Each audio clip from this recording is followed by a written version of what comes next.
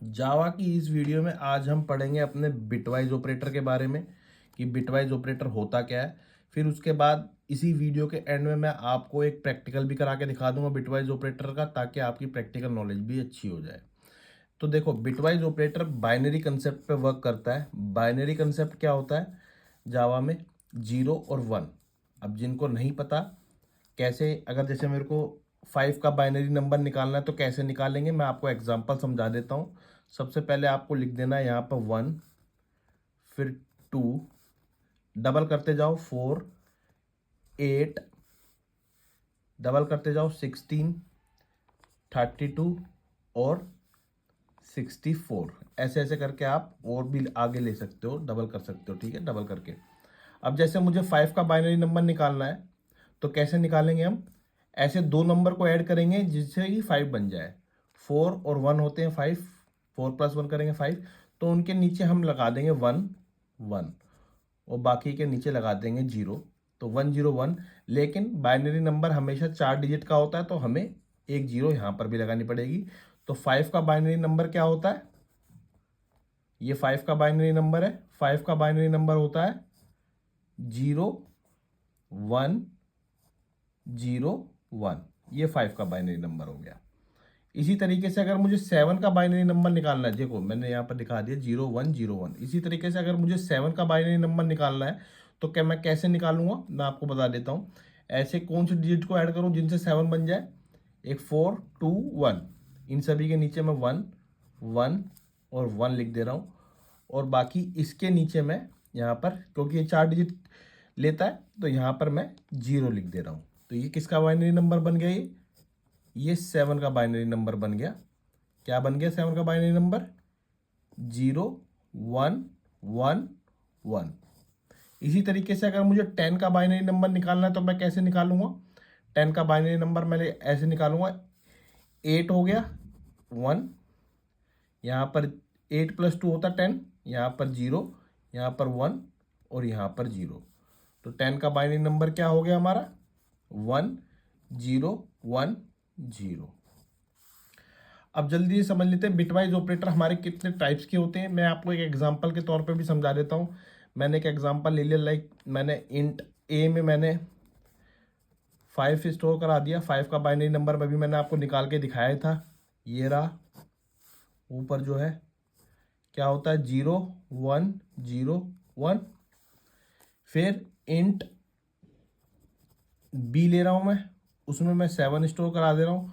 और 7 का binary number क्या बताया था मैंने? 7 का ये रहा बाइनरी नंबर 0 1 1 1। ठीक है। अब सबसे पहले मैं ए में लिख देता हूँ, जो कि हमने 5 स्टोर कराया था। ए और बी की वैल्यू लिख देता हूँ यहाँ पे। ए में क्या है? 0 1 0 1। ठीक है। बी में क्या है हमारा? देखो तो, ये रहा 0 1 1 1। तो यहाँ पर मैं लिख देता हूँ 0 1 1 1।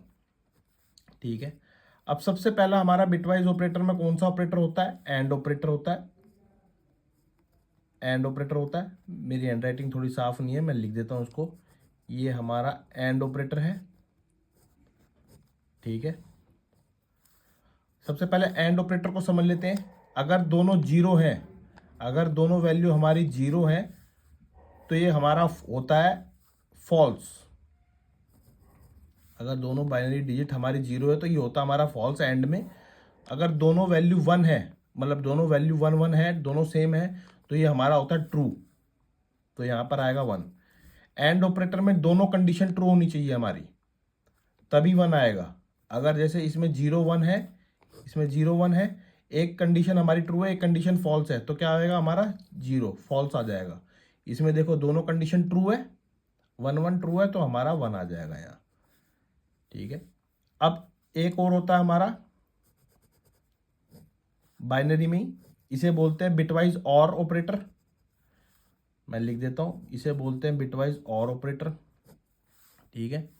अब इसमें क्या होता है बिटवाइज और ऑपरेटर में, दोनों में से अगर एक भी कंडीशन ट्रू है तो इसे ट्रू कंसीडर करता है, और अगर दोनों कंडीशन फॉल्स है तो फॉल्स कंसीडर करेगा। अब ये देखो दोनों का 0 0 क्या हो गया हमारा? फॉल्स। तो ये फॉल्स है तो 0, दोनों ट्रू है 1, एक ट्रू एक फॉल्स है,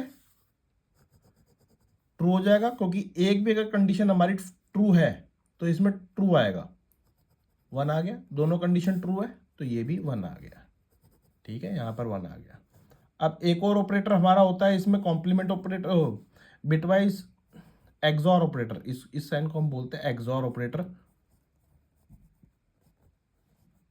ठीक है, अब एक्सॉर ऑपरेटर कैसे वर्क करता है मैं आपको बता देता हूं। अगर दोनों वैल्यू सेम है एक्सॉर ऑपरेटर में, अगर दोनों वैल्यू सेम है एक्सॉर ऑपरेटर में, तो ये हमें 0 प्रिंट करा के देगा, मतलब फॉल्स हो जाएगा। ये भी सेम है एक्सॉर में, तो ये भी 0 करेगा। एक अलग है, 0 और 1 ये अलग है, तो यहाँ 1 आ जाएगा, और ये दोनों सेम है, ये भी 0 प्रिंट हो जाएगा, हमारा 0 आ जाएगा। एक और होता है हमारा कॉम्प्लीमेंट ऑपरेटर, लास्ट ऑपरेटर जो होता है हमारा कॉम्प्लीमेंट ऑपरेटर, इसका साइन कुछ इस तरीके से होता है, और इसे हम बोलते हैं कॉम्प्लीमेंट ऑपरेटर। इसे हम क्या बोलते हैं, कॉम्प्लीमेंट ऑपरेटर। अब ये कैसे वर्क करता है वो मैं आपको बता देता हूँ। ये काम कैसे करता है, कॉम्प्लीमेंट ऑपरेटर काम कैसे करता है, ये सिंगल ऑपरेंड पर काम करता है। सिंगल ऑपरेंड का मतलब है सिंगल वेरिएबल पे काम करता है। जैसे कि ए में जो भी वैल्यू लिखी हुई है, जैसे ये देखो ए में वैल्यू क्या लिखी हुई है, 0 1 0 1। कॉम्प्लीमेंट ए का अगर मेरे को निकालना हो बिटवाइज, तो कॉम्प्लीमेंट ए का देखो कैसे का निकालना है। अभी देखो 0 क्या थी वैल्यू, 0 1 0 1। अब कॉम्प्लीमेंट ऑपरेटर में क्या होता है कि एक वैल्यू को वो ऐड करा देता है, प्लस कर दिया यहाँ पर ऐड 1 कर दिया, यहाँ पर क्या इसका आंसर क्या बन गया 1 1 0।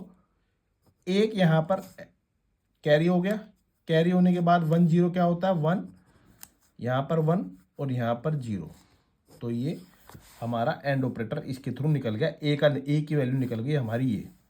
तो अब यहाँ पर लिख देता हूँ 0 1 1 0, ये हमारा कॉम्प्लीमेंट ऑपरेटर निकल गया, कॉम्प्लीमेंट आ गया ए का कॉम्प्लीमेंट आ गया। अब इनके आंसर क्या आएंगे वो मैं आपको बता देता हूँ। एंड ऑपरेटर के थ्रू इसका आंसर क्या आएगा, ये इसका क्या बाइनरी ऑपरेटर बाइनरी बन रहा है, बाइनरी डिजिट इसकी क्या बन रही है 0 1 0 1। ये किसका था 0 1 0 1 5 का, तो यहाँ पर इसका आउटपुट हमारा जो भी प्रिंट होकर आएगा वो 5 प्रिंट होकर आ जाएगा। और ऑपरेटर का अगर आप देखो 0 1 1 1, ये किसका बन रहा है 0 1 1 1, मैंने ऊपर आपको समझाया था, ये बन रहा है 7 का, यहाँ 7 आ जाएगा। और ये किसका बन रहा है, ये 2 का बन रहा है बाइनरी। आप देखो तो अगर मैं यहाँ पर 1 लगा दूं और सब में फिर 0 0 0 लगेगा, 0 0 1 0। ठीक है, अगर मैं यहाँ 1 लगा दूं सब में 0 0 लगेगा, तो ये 2 का बन रहा है। और ये किसका बन रहा है, ये बन रहा है 6 का। ठीक है, लेकिन ये जब हमारा आउटपुट आएगा तो ये माइनस आएगा, -6 आएगा। क्यों, क्योंकि जो हमने यहाँ पर प्लस किया है वो इसको माइनस को रिप्रेजेंट कर रहा है। ठीक है, जो ये हमने 1 प्लस किया है ये माइनस को रिप्रेजेंट कर रहा है, तो इसलिए हमारा आउटपुट आएगा -6। ठीक, तो अब मैं आपको बिटवाइज ऑपरेटर का प्रैक्टिकल भी करा के दिखा देता हूँ। मैं अपने वही 2 वेरिएबल बना रहा हूँ। ए में मैंने 5 स्टोर करा लिया इंट, बी में मैंने 7 स्टोर करा लिया। अब इन्हीं दोनों वेरिएबल्स पे हम अपने बिटवाइज ऑपरेटर को परफॉर्म करेंगे। सबसे पहले मैंने आउटपुट वाली स्टेटमेंट लिख दी। इसमें मैंने सबसे पहला जो हम ऑपरेशन परफॉर्म करेंगे वो एंड ऑपरेशन को परफॉर्म करेंगे, बिटवाइज एंड ऑपरेटर का यूज़ करेंगे। यहाँ पर प्लस साइन करेंगे, कॉन्कैटिनेशन का यूज़ करेंगे ताकि दोनों वैल्यू हमारी ऐड होके आ जाए। उसके बाद मैं ए बिटवाइज एंड ऑपरेटर का साइन क्या होता है, बिटवाइज एंड ऑपरेटर का साइन होता है ये वाला, एंड बना देंगे। और बी, ये दोनों, ये मेरा बिटवाइज एंड ऑपरेटर बन गया, बिट वाइज एंड ऑपरेटर। अब इसी तरह मैं आपको ये कॉपी कर ले रहा हूँ प्रोग्राम, बिटवाइज और भी दिखा देता हूँ, बिटवाइज एक्सॉर भी और लास्ट में कॉम्प्लीमेंट भी। बिटवाइज और ऑपरेटर का साइन इस तरीके से होता है, ये हमारा बिटवाइज, ये हमारा और बन गया बिटवाइज और, बिटवाइज और ऑपरेटर है ये, और ये हमारा क्या बनेगा, ये एक्सॉर ऑपरेटर। एक्सॉर ऑपरेटर का साइन ये होता है, ये बिटवाइज था, ये बिटवाइज एक्सॉर ऑपरेटर है, जिसे बिटवाइज एक्सॉर बोलते हैं। और लास्ट में बिटवाइज कॉम्प्लीमेंट, जैसा मैंने आपको बताया था, बिटवाइज कॉम्प्लीमेंट सिर्फ एक ऑपरेंड पे काम करता है, तो मैंने ए को प्रिंट करा लिया सिर्फ। और बिटवाइज और का जो होता है, कॉम्प्लीमेंट का जो साइन होता है, वो हमारा होता है ये वाला, ठीक है। इसे हम बोलेंगे बिटवाइज कॉम्प्लीमेंट ऑपरेटर। मैं लिख देता हूँ साइड बाय साइड,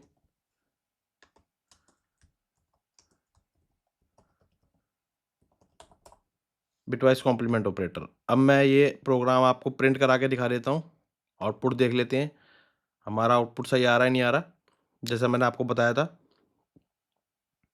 तो ये देखो हमारा आउटपुट, मैं स्क्रीन थोड़ी बड़ी कर देता हूँ, जूम कर देता हूँ।